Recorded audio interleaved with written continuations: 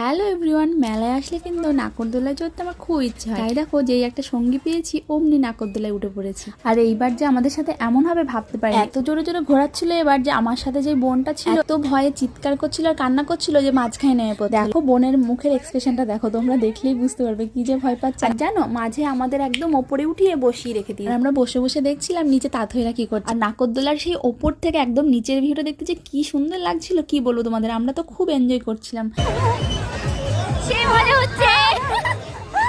প্রথমের দিকে কিন্তু সত্যিই খুব মজা হচ্ছিল, বেশ আস্তে আস্তে ঘুরছিল, এত ভালো লাগছিল। তারপরে যেই জোরে দিল, কি যে ভয় লাগছিল তোমাদের কি বলবো, মনে হচ্ছিল কি ফোনটাই না হাত থেকে পড়ে যায়। আর তারপরে কিন্তু জোর আস্তে আস্তে বেড়েই যাচ্ছিল। আর আমরা ভয়ে এত চিৎকার করছিলাম যে আমার হাত থেকে তো ফোনটা কোলের মধ্যে পড়েই গেল। আর কি বলবো, বাকিটা তোমরাই দেখে নাও।